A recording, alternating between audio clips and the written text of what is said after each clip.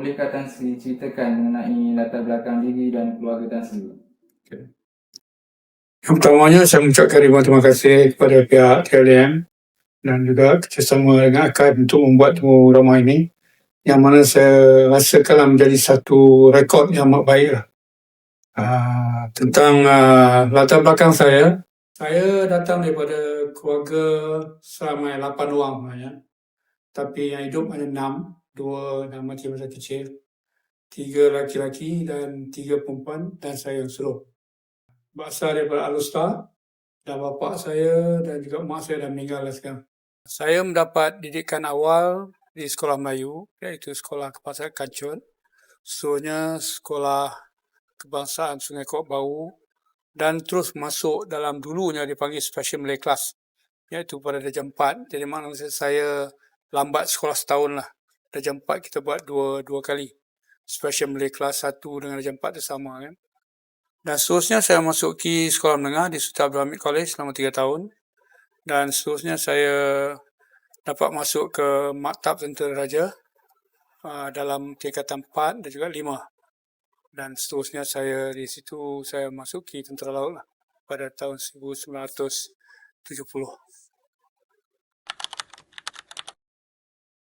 Lebih daripada 15 dah. Lebih. Tiap-tiap benda kita buat dulu kan, operation macam APP dulu, anti-piracy patrol, kita buat East Coast Border Patrol, semua tu ops. Dan juga macam kita jaga terumbu, and then kita punya refugee, kita pergi pada Ambalat dulu tu, semua ada operation. So ingat lebih daripada 15. Masa tu kita ada dengan Indonesia, kita ada dengan Thailand, kita ada dengan Brunei, dan kita ada dengan American, dan juga kita ada dengan FPDA. Hanya apabila saya jadi Perdana Menteri di Hang Tuah, baru kita ada dengan Filipin. Lepas tu ada macam PESEC tu banyak lah. American, Korean, dengan Indian, Pakistan, dia pass-by tu dia do PESEC.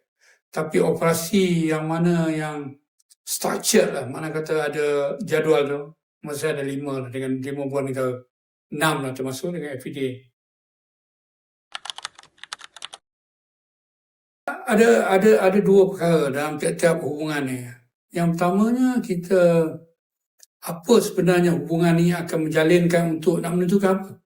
Contohnya adalah macam kita buat dengan pihak Thailand contohnya, East Coast Border Patrol tu. Kita nak menentukan yang mana sempadan kita ni aman. Jadi kita nak tahu bagaimana dia operate dan lain-lain. Kita pelajari. Yang keduanya, di dalam latihan-latihan, kita nak memahami dengan lebih dekat bagaimana tahap profesional orang ni. Jadi apa yang kita perlu pelajari daripada mereka, dan apa juga yang kita ada yang mungkin kita nak bagi kepada mereka lah. So jadi ada 2 perkara besar sini lah. Kalau kita buat latihan dengan negara Amerika contohnya, mereka mempunyai asas-asas yang lain. Salah satu asas yang saya faham kan, dia nak mendekatkan diri mereka dengan negara kecil kan. Dan bagi kita nak mendapatkan ilmu pengetahuan yang lebih tinggi daripada mereka ni. So tengok daripada konteks apa yang kita pergi lah. Contohnya kalau kita buat pada awal-awal dulu dengan Indonesia, kita tahu tahap dia, tapi kita nak tahu bagaimana dia punya tanggungjawab dia kepada peraturan dan lain. Jadi kalau kita ada konflik dengan ini, senang kita nak menyelesaikan. So itu saya rasa daripada konteks kerjasama. Kita perlu membuat perubahan kepada bagaimana kita mendidik anggota kita ni. Contohnya, kita bukan saya katakan tak relevan apa kita buat, tetapi dia telah sampai kepada tamat hayat lah. Macam dulu kita mempunyai cabaran yang berbeza. Kita ada komunis, kita banyak cabaran, kita banyak threatening factor dan lain. Tetapi bila sampai pada tahun awal sehingga pertengahan tahun 80 tu, kita dah boleh katakan negara yang dah tenang, peaceful country. Jadi pada ketika itu saya mikirkan bagaimanakah orang-orang kita ni menjadi kejayaan mereka ni lebih relevan. Dan juga teknologi sudah menunjukkan yang teknologi ni akan membuat perubahan kepada cara kita mengendalikan Pak Altan dan lain. Saya rasanya puas hati atau tidak ni ada satu soalan yang subjektif lah. Tapi setakat mana yang saya set out to do, I think I've achieved it. I wanted to have a diploma program for officers and for the apprentice, I did it. So I capai. I nak meletakkan KD Pelanduk sebagai salah satu institusi latihan dalam negara ni yang mana dikenali dengan dia punya ISO dan lain, I dah buat.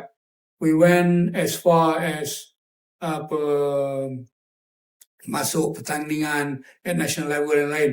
Tetapi saya merasakan apa yang saya set out to do as my objective dekat KD Pelanduk, I achieve it and I'm very happy about it. I think kalau kita cakap daripada segi manusia kan, tiap-tiap manusia apabila dinaikkan satu tahap yang lebih tinggi memang sonok. Tapi daripada segi realitinya, you fikirkan sama ada you boleh menjalankan tanggungjawab itu dengan baik atau tidak. Itu yang menjadi soalan. Dan saya merasakan oleh kerana kita dalam pro service lah, kita join daripada awal, it came to 30 over years masa tu, no? I kata this natural cost. Sama ada saya ke, Datuk Ramlan ke, siapa ke semua. I think everybody can do it. Itu cuma kata apa, daripada segi takwa, daripada segi rezeki Tuhan lah. So, bercampur-campur lah. Bercampur-campur. I think pandangan ni saya dapat daripada semua sudut. Daripada bekal-bekal Parlimen Tentera juga, I'm telling my officer lah. Yes, I spoke to ex-chief that kind of thing. So, what do you think the idea? I pernah sebut kat Tan Sri Anwar dan juga at JLA and orang-orang luar yang mati kan juga saya cakap. So, jadi adalah perubahan yang saya buat. Kita wujudkan macam acquisition board. Walaupun not my original idea, it came from Kamarul Zaman, Zahari Jamian, that kind of thing. They came, but we establish it. Jadi makna kata pandangan tentang isu-isu pembelian dan lain menjadi satu isu central kepada kita. Benda-benda saya buat dulu, saya tengok balik lah. Macam quality punya movement, that kind of thing, that kind of thing. Ini saya beri banyak penekanan. Tiap-tiap perubahan yang saya nak buat, saya sendiri akan menjajakan idea ni. Saya merasakan marketing your idea is always very important. Walaupun dalam perkhidmatan tentera ni banyak orang menjangkakan orders must be followed. Tapi saya tak begitu.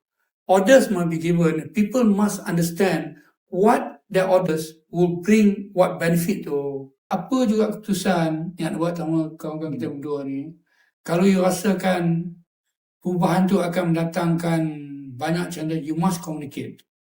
Saya buat penulisan, saya jumpa, the bosses must understand, explain to the people, dan jangan abandon them.